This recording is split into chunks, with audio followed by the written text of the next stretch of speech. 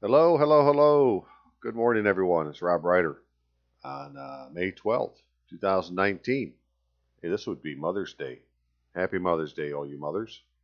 I love you, Mom. Wish I could be there with you today. But because of the situation we have in the world, well, I'm kind of stuck in Michigan until we get this figured out. So I declare for declaratory judgment. And along those lines, it would mean to take your pick from the law of remedies, which offers you three major categories: law, equity, or declaratory judgment, not necessarily remedies in law, which would be just a remedy from number one. So, right, you can go to a court of law to get a remedy, go to a court of equity to get a remedy, or you can ask for a declaratory judgment. Well, in the courts of law and court of equity, you need to know all the procedures that go along with arguing a case before the court. If you're really not trying to argue, you're trying to, get something decided, well, then maybe the declaratory judgment is the proper avenue to take. And that's what this video is about. Well, how would you do that? And my attempts ongoing at this time to do such a thing. So this is Rob Ryder. My email is courtofrecord at AOL.com. 616-712-6179 is my phone number. After choosing comes the doing, right? You can choose to do a declaratory judgment, but until you do it, it hasn't been done. So this is a video on attempted doing. Now, a bonus would be, and the doing is making the U.S. government into the plaintiff. Uh, Again, because for me, the idea is that I want the United States to be the plaintiff and the Attorney General to be the attorney. And I'm the ex-rel plaintiff, or whoever's been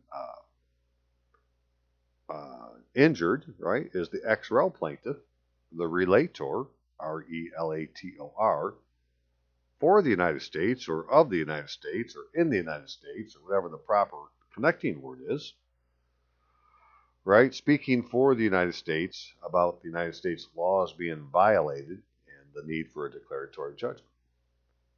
So that's what I'm doing. You're doing could be donating so I can do more. My PayPal account is Rob Ryder, ROBBRYDER, at AOL.com. You could use something like Walmart or Western Union. If you do so, well, please make sure you use my full legal name and spell it correctly, because they're pretty particular when you go to pick those things up. Make sure you spell your name correctly. And then you'd have to send me that information by email. So, or you could just use the regular mail. That would be to Robert Allen Ritlewski, 10955 14 Mile Road Northeast, Rockford, Michigan, 49341. And again, it's Happy Mother's Day, May 12th, 2019. So where should we start? I've already put a couple. I already put a couple cases in. Now it doesn't mean they've been decided. What I'm trying to do, just to get started, right, is to be able to put a case in, have it adjudicated for free, and then if it's adjudicated for free, then have it done for the thing that you need to have done, which appears to be a declaratory judgment. And that's what I was playing with over the last couple of weeks, and we're going to take a look at that. But so let's just look at out of Wikipedia real quick under legal remedy. So this is taken out of Wikipedia from legal remedy, where it says a legal remedy, also judicial relief or judicial remedy, is a means by which the court of law, usually the exercise of civil law jurisdiction, enforces a right, imposes a penalty, or makes another court order to impose its will. Three choices: right, penalty, or an order to impose its will. In common law jurisdictions and mixed common law, civil common law jurisdictions, the law of remedies distinguishes between a legal remedy, which is a specific amount of money, damages, an equitable remedy, which is injunctive relief, like specific performance or specific performance, and another type of remedy available in these systems is declaratory relief. Well, they don't ever seem to talk about that one very much. They talk about going to courts of law and courts of equity, but I don't hear them attorneys talking about declaratory relief. So there must be a reason, right? And I'm not going to read this whole thing, but so they're in types and common law systems. 3 crucial categories of remedies. And really, that's what we're there for. We're not there to argue. We're there for a remedy to our problem that we may bring as an argument. So one is from the courts of England is payment of money. Those are damages. That's what a court of law can give you. It can give you damages, money. It can't give you back the property. It can only give you the damages to the property. But the second category, remedy, is equitable, which is in the courts of chancery and courts of exchequer, and it's the injunction is a type of equitable remedy, as is specific performance. Two additional equitable remedies are equitable lien and constructive trust. So who would have thought that? A constructive trust is a form of equitable remedy. Well, if you go to court for a court case, they've created a constructive trust. Like in your foreclosure. Technically the case is a constructive trust to decide whose property it is and who they're going to give it to. Well, we're going to say, well, that's our property, give it to us. The plaintiff has already had their say, so, they want to argue it in a court of law, or could be a court of equity, I guess. And in doing so, to pull you in to a procedural nightmare that you don't really understand, so you don't follow the procedures, and you can't seem to ever get a proper decision on our part. But we may not have to do that. We could go to the third broad group of remedies, which is declaratory remedies. So common examples are declaratory judgment and an action to quiet title. Right? So done properly, an action to quiet title is a declaratory judgment. We just want them to decide whose owns the title. Have the court decide. So courts give declaratory judgments about many different kinds of questions, including whether a person has a legal status, right? Are you the defendant? They're not using your full legal name, so is that you? They're not using their full legal name, so who are they compared to you? Those kind of things. Status. Who is the owner of the property? Whether a statute has a particular meaning, and the rights under a contract. And so one of the cases I put in is a foreclosure case, which is actually a court case in Wisconsin, where they've already decided for the plaintiff, and it's going to a sheriff's sale.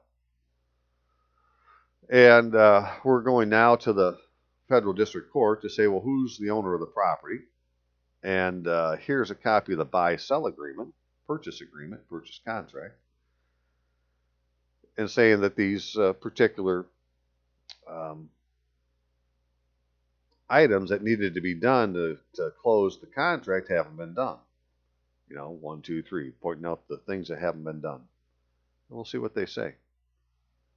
And it's case by case versus announced. So remedies can be, and in American law usually are, determined case by case, and take into account many different facts, including the amounts of harm caused to the victim. Remedies can also be determined in advance for an entire class of cases. For example, they can be fixed fine for all violations of a legal rule, regardless of how much harm was caused in a particular case. So, we're looking at this as more to start with as a case-by-case basis. Let's put the case in and see what they have to say about it. So in a federal court, declaratory judgments are found under Title 28. So 28 U.S. Code, Chapter 151 is declaratory judgments. And you have creation of a remedy, in which it says in 2201, creation of a remedy. In a case of actual controversy, right? So we got to make sure we tell them it's a controversy, that we're not agreeing with what's happening. We are contesting it. Except within respect to federal taxes and other than actions brought under some section of the Internal Revenue Code, some other proceedings, da da da da. Other than those, upon the filing of an appropriate pleading, what do you need to do? Well, you need to file an appropriate pleading. You don't need to argue anything. You need to file an appropriate pleading. May declare the rights and other legal relations of an interested party seeking such declaration, whether or not further relief is or could be sought. Any such declaration shall have the force and effect of a final judgment or decree and shall be reviewable as such. Right? So right off the bat, to me, it sounds like, well, what you want to do is ask them to look at these facts and determine my rights. I didn't come here to argue with them. I just want you to declare the rights. And then you jump ahead into the system to, well, now the judge will just give his judgment, which is a final judgment, that can be reviewed by appeal. But still, it's a judgment.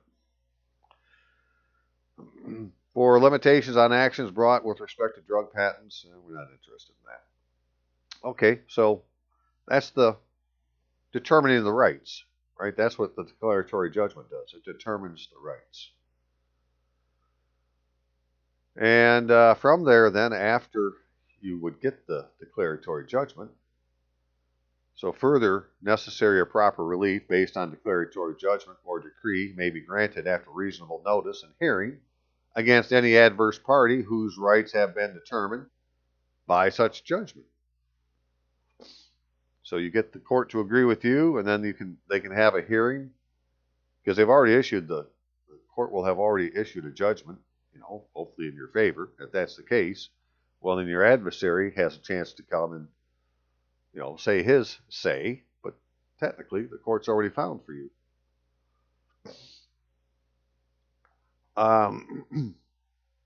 So in like in Michigan, right? So in the state they have declaratory judgments also.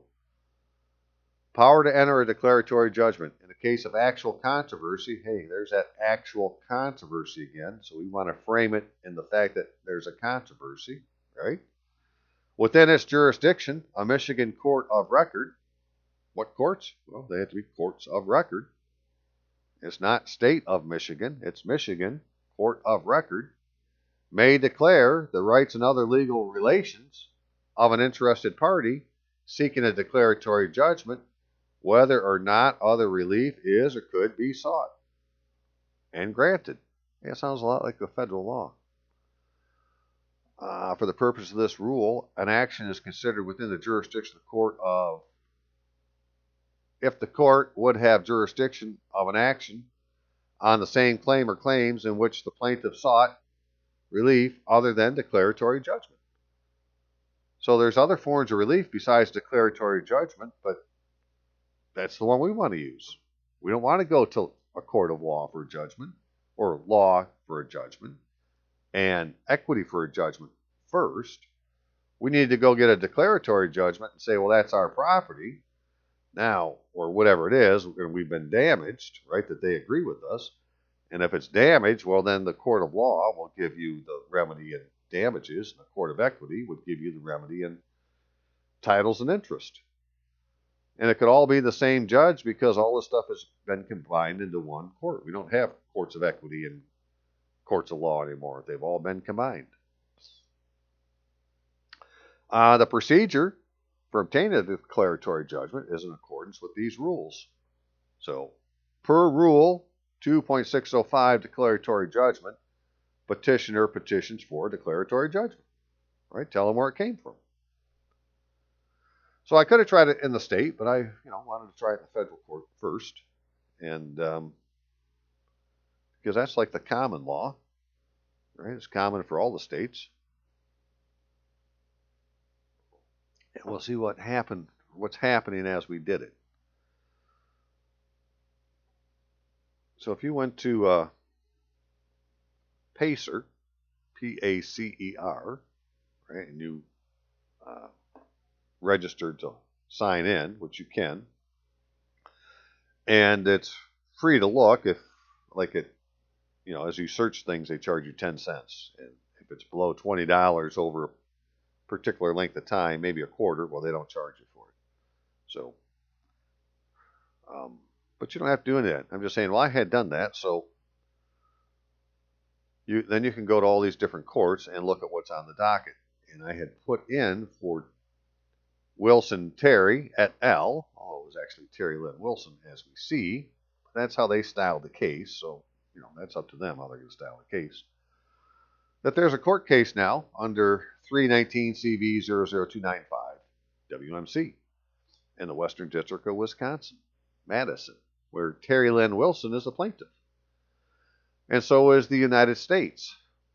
However, that was the idea, was, well, I want the United States to be the plaintiff and Terry Lynn Wilson to be the relator of the United States. And they kept the United States as the plaintiff, but they made it pro se, where it's like Terry Lynn Wilson is the attorney, and it's not the United States attorney. So when I had first put this in, I wasn't even at the declaratory judgment stage of doing things yet. We were just trying to open a case in the federal court to see if they would, how little you had to do to get a case opened up. So I wouldn't necessarily do it this way again, but I'm going to show you what we did, and that there is a case, right? It's 319 CV 295, and it's about her foreclosure. And so it's got the plaintiffs, and the defendant is her title team, the title team LLC, which was the closing agent, Ditech Financial LLC, which is the alleged plaintiff, the judiciary courts of the state of Wisconsin, which is the alleged place that the foreclosure was happening at, right? Which isn't the same as saying, well, this is the Circuit Court of Wisconsin, because that isn't what its name is. It's called the Judiciary Courts of the State of Wisconsin. Well, state of Wisconsin is not the same as saying Wisconsin. There are two different venues. And so if you were to take the phone number for your court, this is how you find this kind of stuff, right? That you take the phone number for your court or the county clerk or some other agency type of situation, and you go and Google for a Dun & Bradstreet number lookup program, which Dun & Bradstreet has. One of the things you can use is you can use a phone number. Put the phone number in, and we'll tell you who it goes to, and if they have a Dun & Bradstreet number. And so I had put in the phone number for the court, which you think is the Rock County Circuit Court, because that's what they call themselves on the paperwork. But using that phone number, it comes up as Judiciary Courts of the State of Wisconsin, which is a business acting as the government. And then this other firm here is the firm that wrote her warranty deed that has many Scrivener errors in it. And there's one more. It was listed on a separate piece of paper, which is the Ditech's attorney of record. So I had 5 defendants.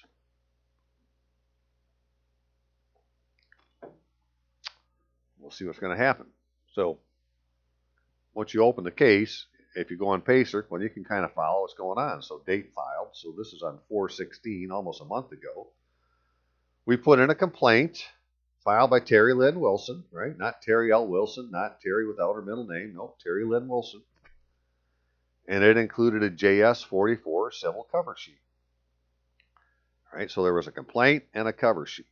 Now, the cover sheet you have to do in all cases, but what I wouldn't do this time is necessarily use their complaint form, because one of the things we had found out was Rosita had talked to an attorney that worked in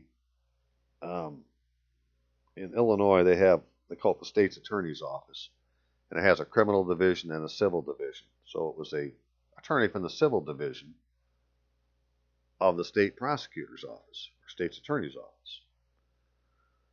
And one of her questions to him was about the violation of constitutional rights. And he said, well, if you believe your constitutional rights are being violated, that you need to file a civil action into the circuit court for a declaratory judgment because your constitutional rights have been violated. Right? He didn't say to go argue it. He said file a civil action into the circuit court for declaratory judgment. So then the question is, well, what is a civil action? And what do you mean by circuit court? That would be the other thing, right? But the first thing is, well, what's a civil action? Well, I did a video a few videos ago where I showed the definition of a civil action is a petition for your rights, which is really what a declaratory judgment decides. It decides your rights. So you petition, you don't complain, right? The proper style of pleading would be a petition.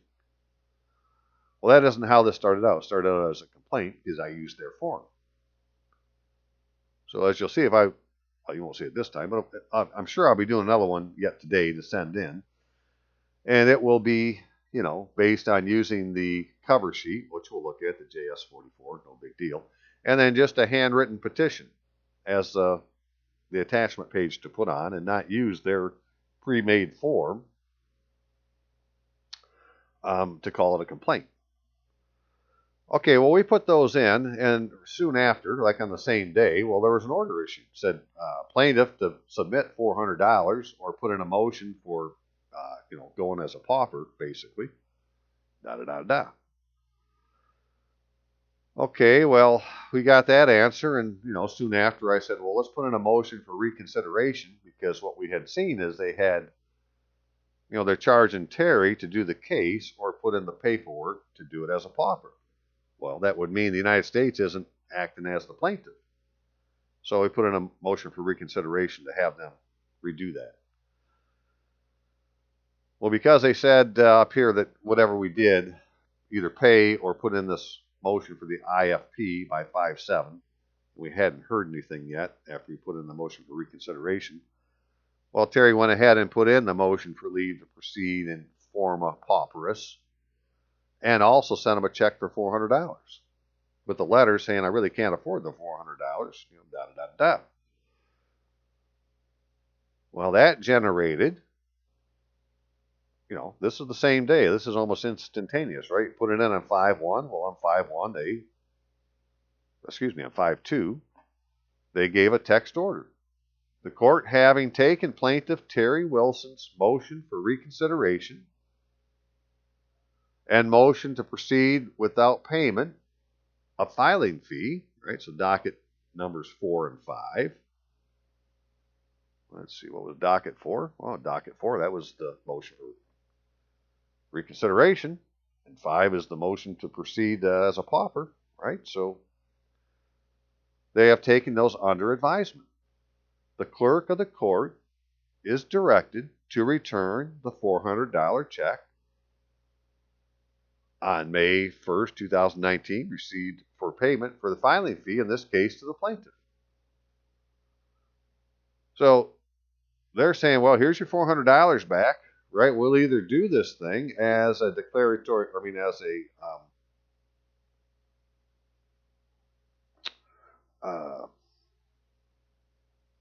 as you being a pauper, or as the United States, under having taken under advisement the motion for reconsideration. There it is. Okay, motion for reconsideration.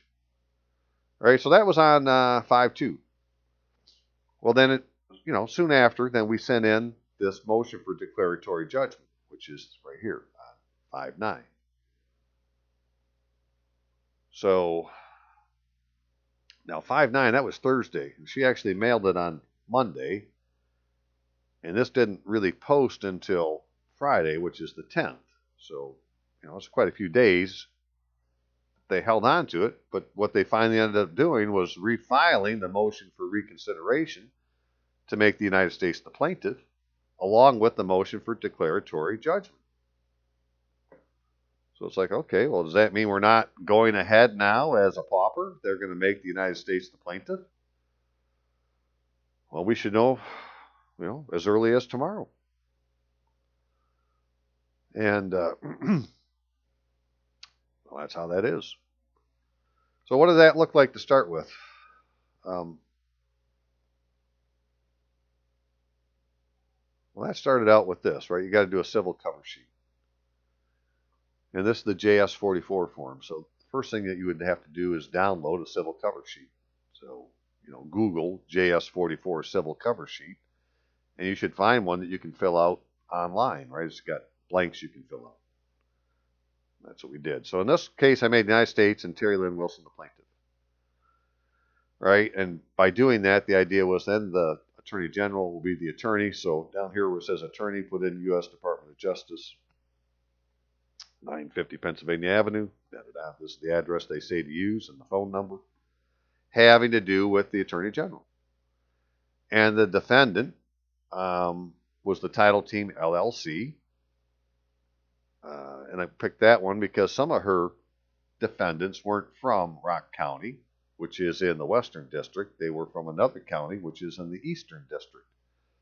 And I said, well, she's got to go to court. We need to put it in the Western District, if we can. And that was the idea. And so when they say county of residence, right, to me, the proper thing is Rock County, Wisconsin. Not just Rock County, because you don't know really where that is in the world. There could be more than one Rock County. But this defines which Rock County it is, right? It's a specific county in a sovereign state you can find on a map. And we said the U.S. government is the plaintiff. Well, by looking at the docket, they had changed that to be in federal question instead. And, I didn't want that to be, so we're trying to get that changed. But by saying the U.S. government was a plaintiff, then we didn't have to have any of this citizen of principal parties, right? Because we're not choosing diversity cases. Right? We're not choosing 4. We're trying to choose 1. They didn't give us 1. They gave us 3. So, they didn't say it had to be diversity. They said, well, right now it's federal question. Nature of the suit, well, I said it was a civil rights violation, right? Because all the people involved in this at the alleged court and the attorneys and so forth, they're all officers of the state, right? They got their authority to do what they do from the state. So only the government, quote unquote government, can really violate your civil rights, or people pretending to be the government. And even though there is a court case going on in Wisconsin, I said, well, this is original proceeding, right? There isn't a court case in the federal court. This is original proceeding about the rights involving the corpus of a state court action. Under 42 U.S.C. 1983, which is deprivation of rights, privileges, and immunities secured by the Constitution. And the cause of action, violation of an office of trust, color of law, conspiracy for unjust enrichment. That was the cause of action, which they didn't necessarily agree with, and I don't know that I would do it this way again. Now that the cause of action may be declaratory judgment. All right, cause of action. I want a declaratory judgment, and that would be under 28 U.S.C.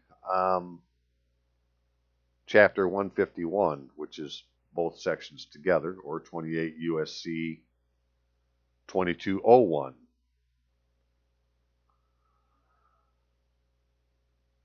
And, that's about it for this form. There isn't a lot on this form, but you do have to do it. And then date, signature of attorney of record. Well, that would be you. So that's this form, right? And what we had used in her case to start with is this complaint form, Pro Se 15, complaint for violation of civil rights. Right, so this next time it might not be complaint for violation of civil rights. It would be a petition for declaratory judgment.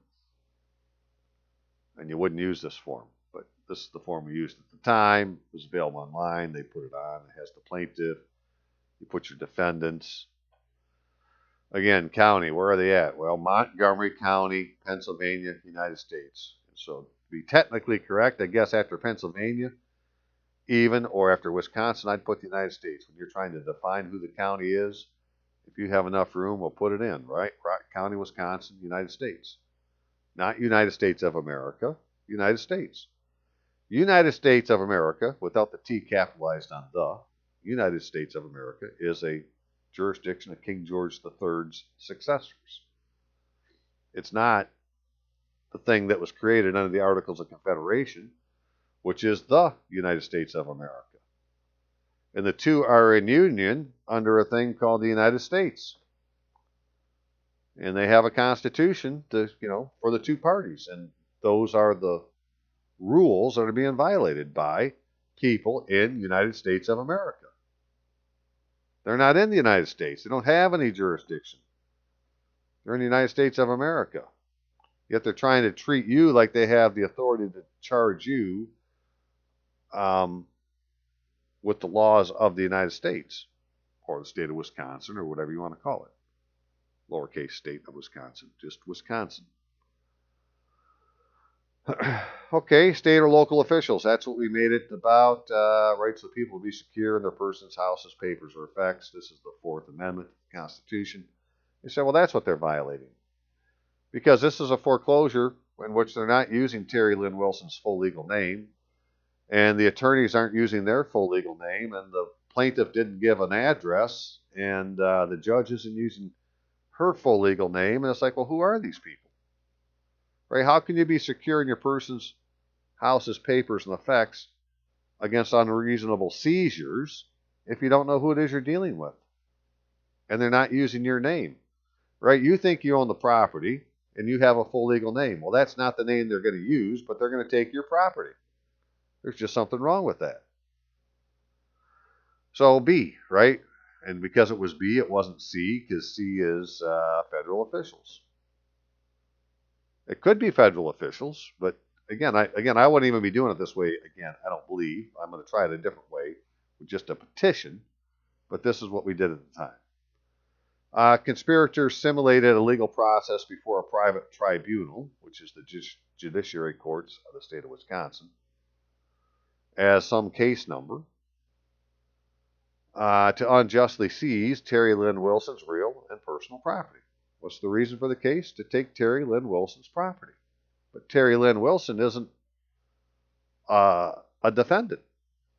Terry L. Wilson is. Well, Terry L. Wilson isn't a real person, right? That isn't Terry Lynn Wilson's full legal name, and in legal matters, you're supposed to use your legal name, right? That's in 6 CFR, Code of Federal Regulations, Part 37, the Real ID Act. For official purposes with federal agencies, you need to use your full legal name, and it defines it as your first name, middle names, last name. Most importantly, no initials, no nicknames. So if you see an attorney or a judge using an initial, well, that's not their full legal name. I thought this was supposed to be official. This is a court. Something going on here. I think we need to say we're being deprived of our rights.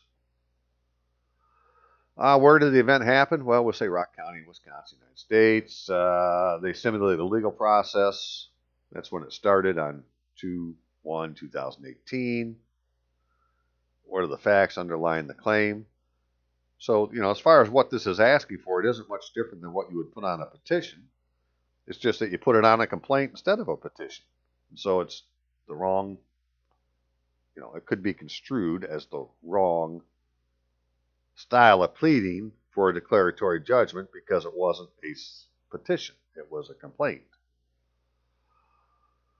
So what happens? Well, this happens in anybody's foreclosure, that lawyers licensed to practice in a particular state, in this case Wisconsin, operating a private tribunal, because the judge is an attorney licensed to practice in the state of Wisconsin, lowercase state of Wisconsin, but that isn't how they're operating. They're not using their full legal name. And they're operating in this fictitious court that's pretending to be a court of the state. It's like Judge Judy's court. A private tribunal, falsely portrayed as a constitutional court, conspired with others to offend the laws of the United States. They're not Terry Lynn Wilson's laws. They're the laws of the United States. That's why the United States is a plaintiff. Its laws have been violated. The United States is the sovereign, and you are one of the people. Right? So the sovereign's law has been violated, and the sovereign should be the plaintiff. And the sovereign's attorney should do the prosecution, And because you're the one who brought it to the sovereign's attention, then the sovereign is supposed to get you a remedy. Because the sovereign's supposed to enforce its law. So anyways, this is unjustly enriching themselves by terrorizing Terry Lynn Wilson. They send you all sorts of paper, make you come to court, waste your time, so forth and so on. Rock County, Wisconsin, into coerced submission. Defendant used fictitious names for the parties and attorney of record to hide the true identity of the conspirators and victim of its simulated legal process, designed to seize the real property, securities, and escrow account rightfully belonging to Terry Lynn Wilson. There's the controversy.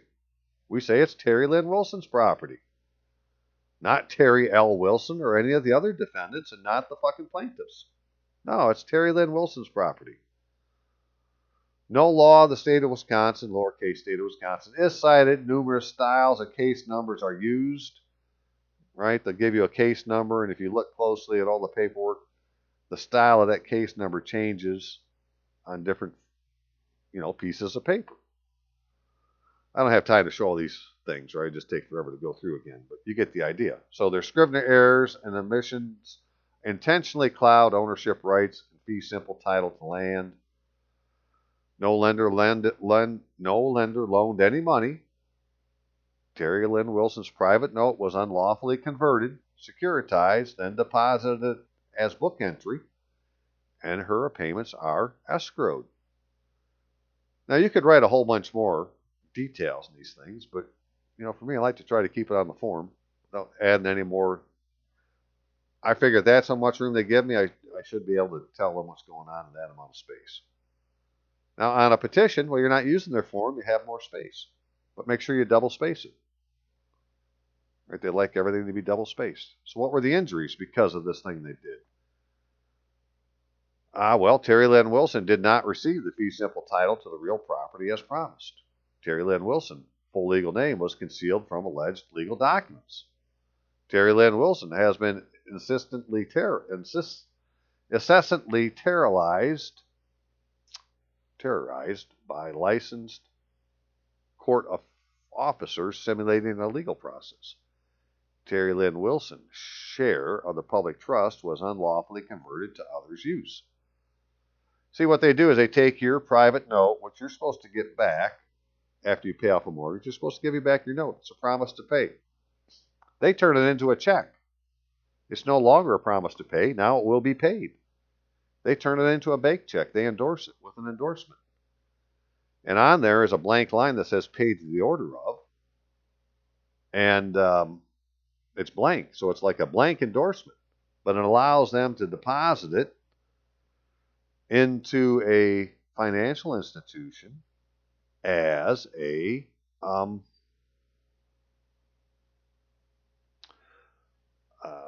negotiable instrument, and they negotiate it from being a private note to being a bank note. Well, they can never give you back your private note. It's been converted. So now, if the court agreed with you, they can't give you back your note, so they can only give you damages.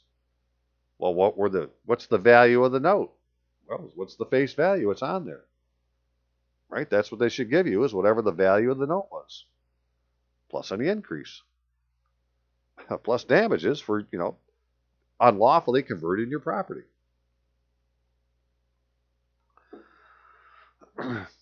So, Terry Lynn Wilson, good name, was adulterated to conceal her proper person.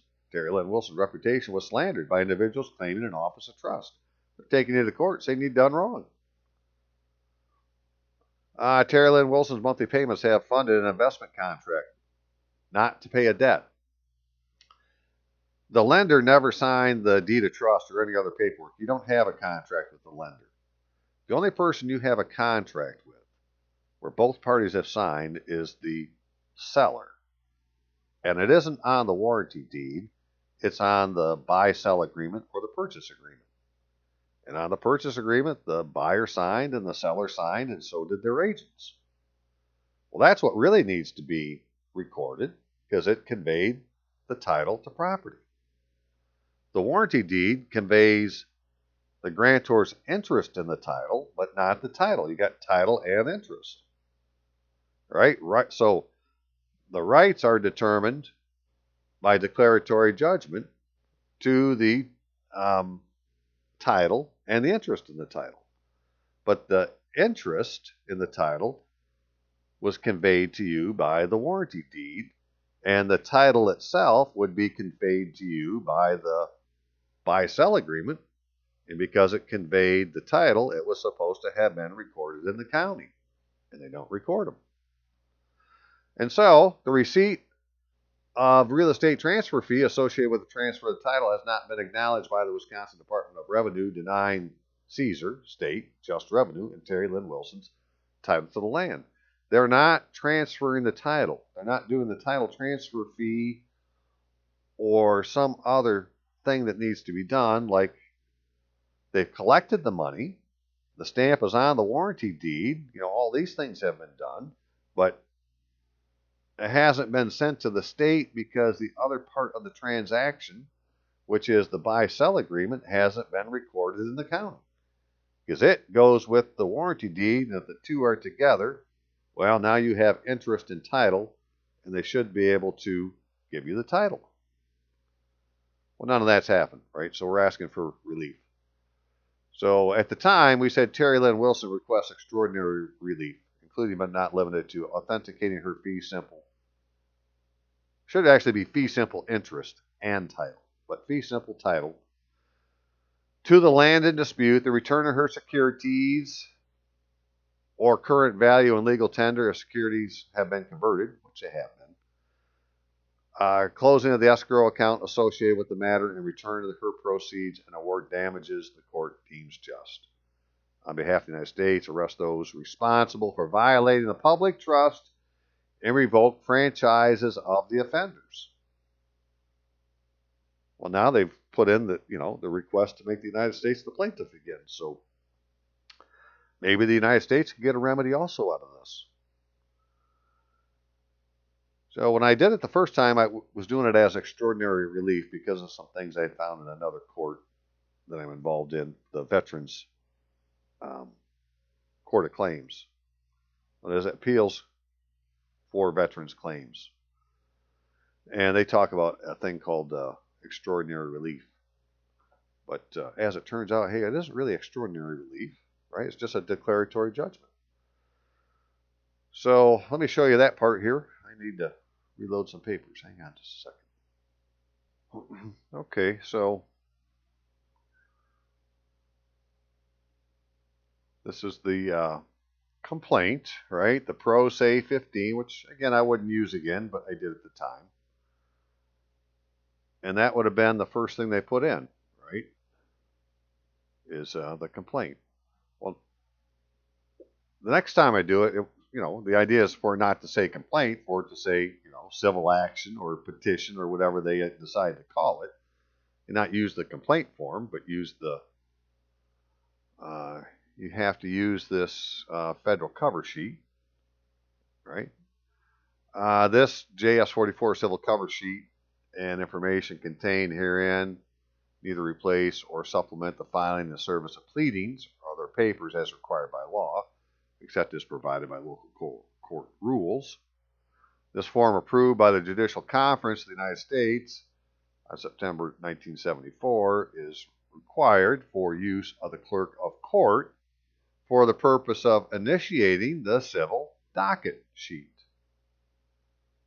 So the civil cover sheet initiates the civil docket sheet. We're trying to get a civil action started. So, don't argue with them, just do what they say, but, this is a cover sheet. And what goes behind it is what's you're complaining about, and I'm saying, well, I'm not going to use the complaint next time. We'll just have it, try to make it a petition for declaratory judgment.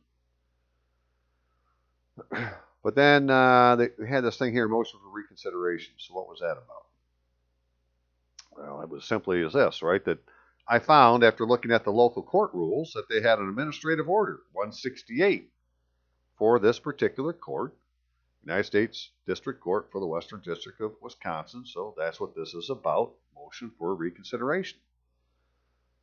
And in which it says, pursuant to 28 U.S.C. Section 636, B1A, plaintiff moves to have district judge, review the order of the magistrate judge, dated 4/16, entered in the case.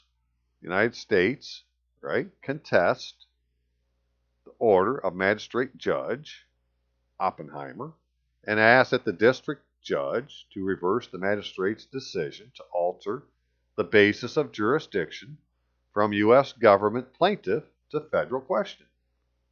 Right? We started out U.S. government plaintiff and they changed it. We wanted that reconsidered.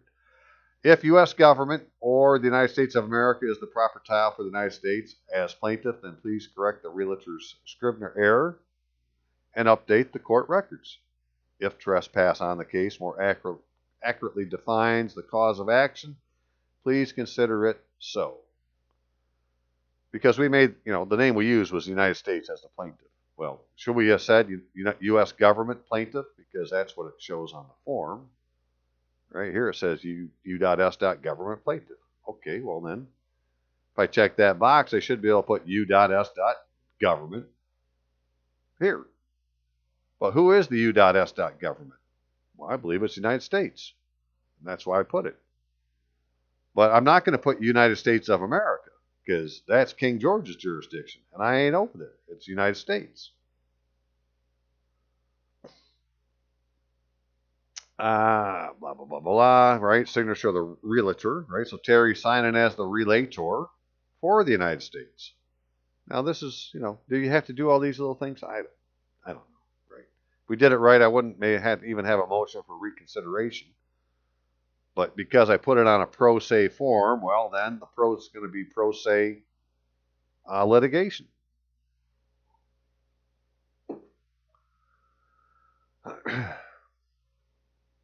And then this motion for declaratory judgment, in which said, now this is under petition for Rule 57, declaratory judgment in accordance with Federal Rules of Civil Procedure. So in the Rules of Civil Procedure, you can motion for declaratory judgment. Plaintiff Terry Lynn Wilson petitions the court for a declaratory judgment action to terminate the controversy giving rise to these proceedings. Plaintiff Terry Lynn Wilson believes she was purchasing the fee simple interest and title in the property at the street address. I believe this all came right off of her. This came off the purchase agreement, actually. And hired a licensed real estate agency as agent to facilitate the transaction under a contractual agreement, which in Wisconsin is WB11, Residential Offer to Purchase. Right? It's an official form that they've made up in your state to use for a transaction for real estate. Well, where is it? When you find it, it'll have your signature on it. It'll have the seller's signature on it, and we'll have whoever the agents were signatures on it. Because one agent can act for both the seller and the buyer. Or, in Terry's case, her signature was on the offer, and the other guy's signature was on the counteroffer, which she also signed again. But, you need to put in the original offer to purchase, because in the residential offer to purchase will be all of the closing instructions and things that need to be done to transfer the title and da-da-da-da-da. Plaintiff believes that non-performance by the agent and those hired by the agent intentionally concealed plaintiff's true identity, did not comply with written closing instructions, filed documents as public record with intentional Scrivener errors and omissions of material facts, omitted filing contract offer to purchase, did not close escrow, did not transfer fee simple interest and title. Plaintiff believes her promissory note has been converted to a bank note and deposited into a financial institution, satisfying her promise to pay. It's been converted, extinguished the debt. And that monthly payments made by her are funding an investment contract, not paying any loan made by the alleged mortgage lender. Terry Lynn Wilson claims to be the real party in interest to all real and personal property incorporated by reference into case This is the case that's going on in Rock County, Wisconsin. Plaintiff believes Rock County, Wisconsin case number 2018 CV 000136 is a simulated legal process under color of law by which conspirators intend to commit a larceny against the plaintiff's property in offense of an act for the punishment of certain crimes against the United States. That would be 1 Stat 112, more commonly known as the Crimes Act of 1790, where it says in the Crimes Act that if somebody commits a larceny against one of the people of the United States, it's an offense against the United States. Well, if they're taking your property, it's a larceny. Plaintiff Terry Lynn Wilson incorporates the warranty deed and the residential offer to purchase and counteroffer associated with her property. Plaintiff believes the adjudicated facts of this case evidence that the laws of the United States have been violated by individuals attempting to unjustly seize her property, and asks this court to defend the United States and provide relief to the petitioner, aka one of its people of the United States. The United States is the sovereign. Terry's one of the people. The sovereign's law has been violated. The court, which is supposed to be an officer of the sovereign, a magistrate, has a duty to enforce the laws of the sovereign. All right, that was all the thinking. It's like, okay, well, that took 2 pages, page and a half. What's the facts? That's what we got down to. And so, that's what it took to get to the stage where now there's this docket in Wisconsin where the last thing entered on Friday was this motion for declaratory judgment by plaintiff. And the way the rules read, well, they can move this up on the calendar. I mean, they could decide this tomorrow if that was the judge's decision, right? He could get her decided tomorrow. We'll see what happens. Okay, I'm going to show you another one, so give me just a second here. Okie dokie. So that was Terry's case. And, well, because for me the idea is, well, let's figure out how to do this for free, right, to get something into the docket. Let's put things in and get them to issue orders, then we'll read the orders even if they don't agree with us. And, see if we can do something to satisfy the discrepancy and get the thing adjudicated. But, the reason for making the United States as the plaintiff is, well, the United States doesn't play to charge things, so I want the United States to be the plaintiff. So I was trying to do the same thing, as we'll see, and in my case, they didn't make the United States the plaintiff like they did in Terry's. They just have myself. I didn't call it the United States. I called it U.S. Government, as we'll see on the civil cover sheet. But that isn't how it showed up in the docket, right? They just made it myself. I'm the plaintiff. Pro se. Same thing they had with Terry. Under federal question, right? I had done the same thing where I wanted it to be U.S. government plaintiff, and they denied that and made it federal question. And the defendant is Bay, County of, which is my birth county. And so in this case, it didn't take as long to get to the motion, right? But I put in a complaint similar to what I did in Terry's case. I got the deficiency saying, well, you got to pay the money, right? Former pauperous. And I said, well, okay, I could do that, or I could do what I'm going to do. And I sent some paperwork back in, and one of them was an affidavit, financial hardship by Robert Allen Rutluski, document title waiver of filing fee, because I don't want to fill out their damn ass paper to be a pauper. And what I had found is in the federal court for veterans, they just call it a declaration of financial hardship. So I'm going to do that instead and see if they put it in. So we'll see what they do with it. And then I had also found that it's under Rule 60, motion for relief from a judgment, right, or order. And what was the order? The order was to pay. Well, I'm asking for relief from that. And a motion for a Rule 57 declaratory judgment. So not only is it written in the law, it's written in the civil rules of procedure. And I should pull that one up here real quick. So Rule 57. Rule 57, Federal Civil Procedure.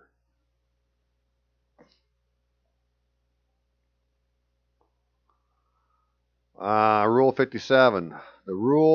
These rules govern the procedure of obtaining a declaratory judgment under 28 U.S.C. 2201, right, which we looked at before, period. But Rules 38 and 39 govern a demand for a jury trial. Well, I'm not demanding that. I'm demanding a declaratory judgment. So per the Rule 57, right, I'm demanding a declaratory judgment.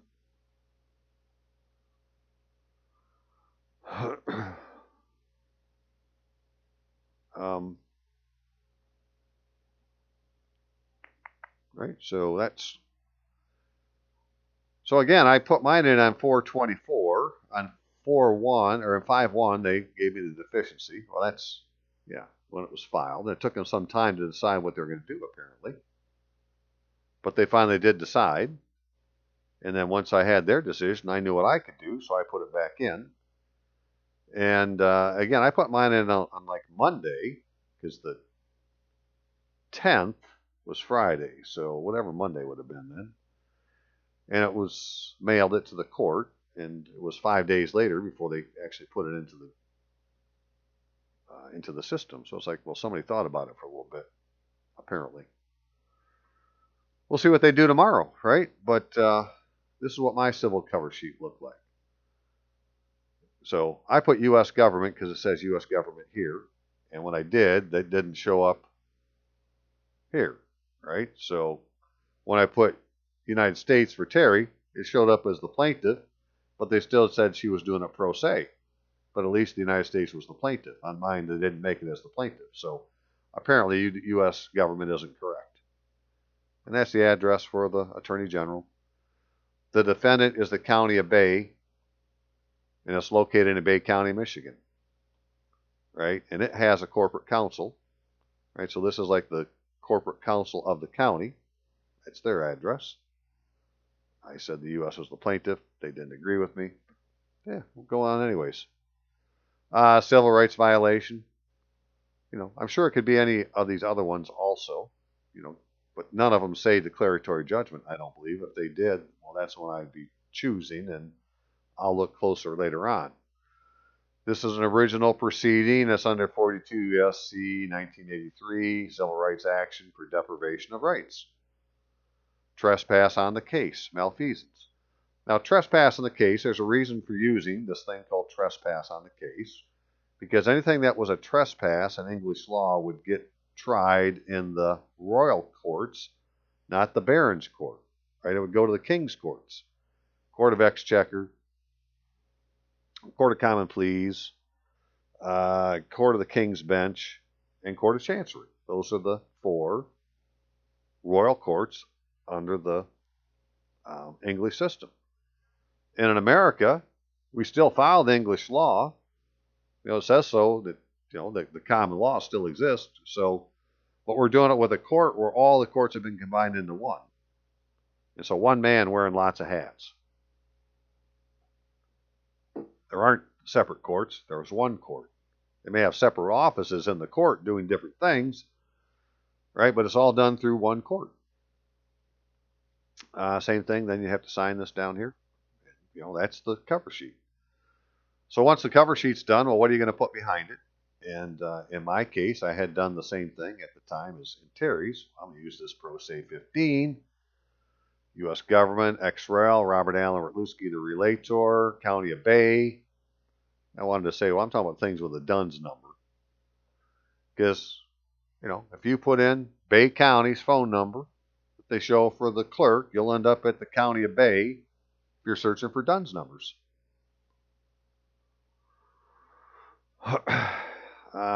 This was me, right? I'm in Kent County, Michigan, United States. The defendant's in Bay County, Michigan, United States. And in this case, that's all there was. State or local officials. Well, they claim to be. I says a violation of the 14th Amendment to the United States Constitution. U.S. citizenship automatically granted to any person born within and subject to the jurisdiction of the United States. Well, now there's a faction of people that say, well, you don't want to be a U.S. citizenship. Well, it doesn't say U.S. citizen, but this is what makes you a national. Lowercase citizen is a national. It's not a proper case citizen. And what they have done is they have kept us out of the United States. They've never properly registered your birth. And so if you were born here, you didn't get your natural born American national status because you weren't properly registered. And that's what this is about. I want them to fix it. So we'll go on from there. But they violated the 14th Amendment because I've been denied my citizenship as a natural born citizen, American national. So what did I say happened? So County of Bay is a business. It's under Dun and Bradstreet number. It is not an administrative subdivision of Michigan. But its officers did not recite the oath of office mandated by the Constitution of the United States of Constitution of Michigan of 1963. Which in there, I think it's Article 10, Section 1, something like that. It gives the proper oath of office these people are supposed to take. Exactly. If it isn't done exactly, every word, the same style, proper case, lowercase, however it's done in the Constitution, is the way it needs to be done on their oath of office, or it's not the oath of office in the Constitution. And when they take an oath of office, they don't use their full legal name, right? Nor subscribe by a full legal name. So it's worthless. It's not an oath of office. It's a counterfeit. County of Bay operates in violation of the Michigan Penal Code. False personation, right? Legal process, impersonation, false representation, or action as public officer or employee. So that's the state law that they violated. So where did it happen? Well, it happened in Bay County, Michigan, United States. When? On October 7th, 1958. I'll show you why I use that in just a second. And what are the facts? So according to a certain certified copy of record of birth, which is this thing here, right? The clerk of the County of Bay and Circuit Court thereof swore that the record of birth of Robert Allen Retluski and the whole thereof is remaining in the clerk's office as recorded, or as record 2137, Libra F, page 2137, with the date of record of October 7th, 1958. The official record evidences Bay City, Michigan, United States as birthplace, and the date of birth of Robert Allen Retluski is September 5th, 1958. And the creation of the record on 29 July, 1963. This official record evidences that the birth record of Robert Allen Retluski was not made known to the United States as proof and evidence that Robert Allen Retluski is subject to the United States by birth and entitled to American nationality. So what were the injuries? By malfeasance act, the clerk concealed the whole birth record in his office and did not inform the United States of its newborn subject. The United States was denied a subject, while the relator was denied his American nationality and ownership, rights, titles, and interest in any private property in the United States due a U.S. citizen. Accounts and records have been concealed from the plaintiff, relator, and the world that Robert Allen Retluski is a U.S. citizen subject to the United States. Relator is denied his internationally recognized venue, the United States, and plaintiff is denied the sovereign's taxes from its subject as defined by the Constitution of the United States and Act of Congress. Relator's right of self-determination to be recognized as a U.S. citizen is denied him by County of Bay, State of Michigan, United States of America, a foreign venue with no authority in the United States. So what's the relief? Plaintiff and relator claim writ of right and seek a complete remedy and equity to cure defects in the common law causing the deprivation of rights under color of law and the cutting of the Gordian knot, a constructive trust that cloud the rights, titles, and interest and real property, real and personal property of the relator in the United States. Because everybody has one share of the public trust. That's what your Social Security account represents. Right? That's your property. Right? What's your full legal name? Well, that's my property. It's not something to run away from. It's your frickin' property. If it's your full legal name, first name, middle name, last name, that's your property. If it's some other form of name other than first name, middle name, last name, well, now somebody trying to convert your property. But whatever they're trying to steal is still your property. That's the way I look at it. So certify that Robert Allen Rutluski's nationality as an American national and provide passport and ID of the same. Render an account of Robert Allen Rutluski's unliquidated estate. Sell the same, right? So the unliquidated estate hasn't been accounted for yet. So do it and then sell it. Paid in legal tender. Offset any debts owed by Robert Allen Rutluski to the United States, right? So now that you've sold the unliquidated estate and turn it into legal tender, well, now pay off any debts I owe the United States and then deposit the balance of the sale into a national bank, treasury of the United States in the name of the relator for his private use and enjoyment. Provide form and access in the name of the relator consistent with the laws of the United States. Revoke any charter whose authority is being usurped by the County of Bay and condemn the assets of County of Bay to the United States. And other relief the court deems just. Right, so in the Bible it says, sell all your property and follow Jesus. Well, that's what I'm going to do. Right? If you sell your property, they're going to give you legal tender. They didn't say give it away, they said sell it. Well, if they sell you, if you sell your property, you're going to end up with money. Now, what do you do with the money? Well, you're supposed to take it to the Christian community and lay it at the feet of the apostles and join the Christian community. But that's been concealed also. And there'll be more on that later. But, for right now, well, we'll just put it in the United States. Call it good. Sell the unliquidated estate, turn it into legal tender, offset any debts I may owe the United States, and deposit the balance into a national bank treasury of the United States in my name for my private use and enjoyment. It was my property. And then revoke any charter authorizing whose authority is being usurped by the County of Bay and condemn the assets of the County of Bay to the United States. So in every county, if you were to look, you can find a consolidated or comprehensive annual financial report, CAFR, for every county. And in there, it lists all these different accounts without really specifying where they are, but you'll see they're stuffed full of money. So like in Kent County, I believe it's like close to $1.2 billion, and it could be a lot more than that, right? That's the net.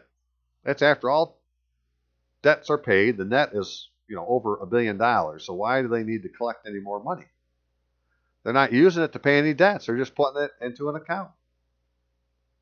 Well, condemn those assets because, these people aren't supposed to have them. The County of Bay isn't the government. They may take the part out that covers the bills, but they're keeping the rest in their account, right? They're acting like the agent. And the agent's been stealing your money. So this is, not everybody's necessarily going to have one of these, right? But this is what's on these forms. Where it says certified copy of record of birth, State of Michigan, County of Bay, I, Stephen Toth, Clerk of the County of Bay and the Circuit Court thereof, the same being a court of record, having a seal, do hereby certify that the following is a copy of a record of birth of Robert Allen Rutluski, now remaining in my office, and the whole thereof. Right, so my record of birth is in his office, which means the state registrar never got it. He's certifying it. And he did so on the 29th of July, 1963. Right, but it does say where my place of birth was. So I can't say I wasn't born in the United States. There's the record. It's just the record was never given to anybody. So now most people do have a certificate of live birth. And if you look at this, there's the birth date, right? September 5th. But if you come down here and look at when the local registrar received it, they got it on September 18th. Well, it's the local registrar that's supposed to give it to the state registrar. And the way that the law is written, and I believe it's probably for every state, but within 5 days of the event of the birth, the state registrar is supposed to have been notified. Well, they couldn't have been notified because these people didn't get it until 13 days after the birth. So it isn't that I'm not born, it's that there's an error in the record because I didn't follow the law. So, hey, it's never been fixed. Well, if it's never been fixed, then I was never properly registered in the United States. And again, it was certified by the clerk. Right? So that's what I'm making noise about. Well, having done all that, right, that got us up to the complaint being filed, and then, well, I got a deficiency, so I had to pay, yada yada. And so I sent in an affidavit, and we'll look at that, and a Rule 60 motion, and a motion for declaratory judgment. So, first I want to look at some local court rules. It does help to look at the local court rules of these different courts, and there's still plenty I haven't looked at, but when I looked at this section for special rules of pleading, it talked about procedure for notification of any claim of unconstitutionality. So in any action, suit, or proceeding in which the United States or an agency, officer, or employee thereof is not a party, and in which the constitutionality of an act of Congress affecting the public interest is drawn in question, or in an action, suit, or proceeding in which the state or an agency, officer, or employee thereof is not a party, and in which the constitutionality under the Constitution of the United States of any statute of the state affecting the public interest is drawn into question, the party raising the constitutional issue shall notify the court of the existence of a question by stating on the paper that alleges the unconstitutionality, to the right of the caption, claim of unconstitutionality, or the equivalent. What the hell does that mean? Well, it meant to me to do this, right? Put to the right, claim of unconstitutionality. So that's what I did. On these papers now, when I put them in, I put on them, I'm claiming unconstitutionality. They didn't let the United States be the plaintiff, but I'm going to claim its unconstitutionality. And another one that I read, although I didn't pull it up, is that they want you to put the names of the judges, magistrates that have been assigned to the case, under the civil action number. So here's the plaintiff. There's the defendant. This is the civil action. This is the judge that was assigned. This is the magistrate that was assigned. And there's a claim of unconstitutionality. One other thing I found out after the fact is that they want you to send a judge's copy that says, like right here, judge's copy, underneath it, that it's the judge's copy, along with the copy that you're going to file in the court. And I hadn't done that the first time, so I have now resent them judge's copies. But they put it in the docket, and we'll see what happens, right? Because it says claim of unconstitutionality. Maybe they'll overlook these other defects in my procedure if I'm claiming the right thing. So back to the deal. Now, in the appeals court for veterans claims, they have a thing for waiver of filing fees. And it's really simply written, and basically you say, I am the plaintiff. I declare by my signature below that the payment of filing fees would be a financial hardship for me. pursuant to 28 U.S.C. 1746-2, I certify under penalty of perjury the foregoing is true and correct. Executed 3/22/2019. Oh, that date was wrong. Anyways, hey, they didn't care. They put it in. Signature of petitioner and the date. So actually, I put the date over here. As you can see, I was copying and pasting, which is one of the dangers of copying and pasting from one case to another is sometimes you leave things from a previous case in the case you're doing. And that's what this is. Executed on 3/22/2019. So that shouldn't have been on there. But it was that simple, right? So this now is what they're calling the affidavit. Good enough for me as long as they accept it. The next thing then was the Rule 60 motion. Oh, not that one. That's a Rule 57. Here we go. Right? The United States District Court for the Eastern District of Michigan got the civil action. Right? All this caption's the same. Claim of unconstitutionality. On the second copy, put judge's copy. So you got one copy that's going to the clerk. The other copies are going to the judge, and put them all in the same envelope and send them would be the right thing to do. But I didn't do it the first time around, so I'm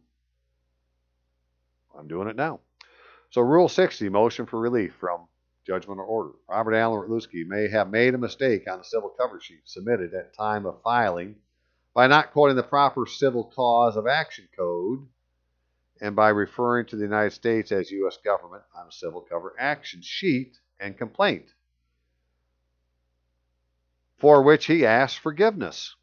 It is the belief of Robert Allen Rutluski, a United States Army veteran, that the unconstitutionality of the actions of the County of Bay makes the United States a real party in interest in this proceeding and moves this court to acknowledge the United States by its full legal name as plaintiff. Robert Allen Rutluski was not aware at the time of the availability of civil action or civil cause of action code list to choose from, and upon review chooses 8.1151 Immigration and Nationality Act of 1952, which is the thing that covers, if you're an American national by birth or if you're an American national by naturalization. So they have this thing called civil cause of action code list. Let's look at that real quick.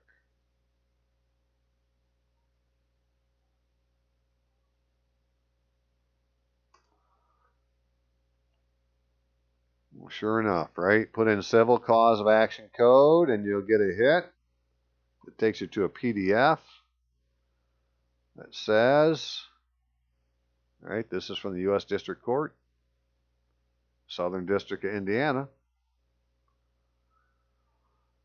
Complete cause of action code table is issued by the Administrative Office of U.S. Courts. Not all COA codes may be available for selection by attorney e-filers. Contact the clerk's office for assistance. And so all of these codes are possibly the thing that they were asking for. Where the hell's the complaint at now? No, not that one. Right here. Right on this complaint, they wanted a code someplace. Oh, it was on the cover sheet. Excuse me. Right on the cover sheet, it asked for the nature of the suit, and then the cause of action. Right. Cite the U.S. civil statute under which you are filing. Well, I believe now that would be this 8 U.S.C.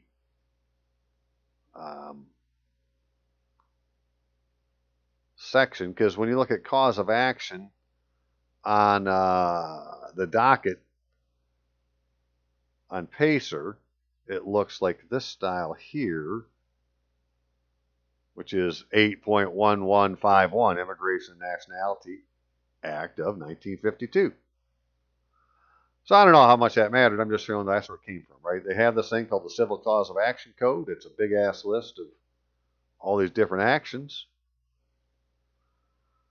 All right, here's all the things for immigration.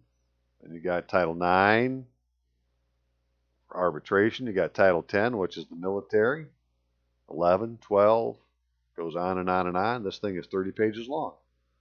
Perhaps you can find something that you would say, well, yeah, that kind of covers what I'm complaining about. And put it in, and we'll get the rest figured out later. Let's get it in first. And worry about the parts that they don't agree with and see if we can fix them. Okay, so that was the Rule 60. Let me look at that real quick. Rule 60, Federal Rules of Civil Procedure. Corrections based on clerical mistakes, oversights, or omissions. The court may correct a clerical mistake or mistake arising from oversight or omission whenever one is found in a judgment, order, or other part of a record. Well, I say I made a mistake by not calling the United States by its proper name. Right? That perhaps instead of saying it was U.S. government, which isn't its name, it's United States. That's the name of the relator, or of the sovereign. I'm the relator. I'm just speaking for it, saying its laws have been violated. It wants you to do something for it. Okay, so that was that. And then we get to the petition for Rule 57 declaratory judgment in accordance with Federal Rules of Civil Procedure. Motion for Rule 57 declaratory judgment. Plaintiff petitions for relief by declaratory judgment under 28 U.S.C. 2201, which we've looked at before, right? To terminate the controversy giving rise to these proceedings with further relief in accordance with 28 U.S.C. 2000 or 2202. Petitioner provides an exhibit an image of a record of a court of record that certifies the whole record of birth of Robert Allen Ritluski remains in the office of the clerk of the county of Bay and the circuit court thereof, which is where it's not supposed to be. Right? The rest of this was already written in the complaint, so I didn't put the whole thing back in. But the next time there wouldn't be a complaint. Right? There would just be a motion for a declaratory judgment. Right? Motion for Rule 27, declaratory judgment. Let's Google that.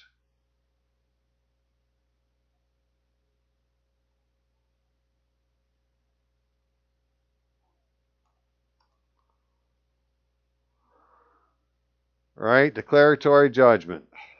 These rules govern the procedure for obtaining a declaratory judgment under 28 U.S.C. 2201. Well, since it says they govern, then I say, well, per this rule, because it governs, I'm asking for declaratory judgment under 28 U.S.C. 2201.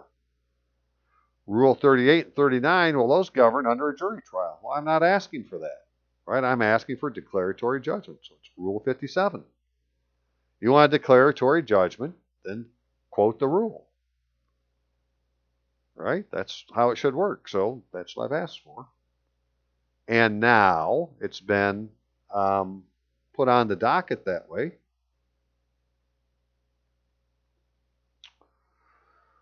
And that's where it was left on Friday.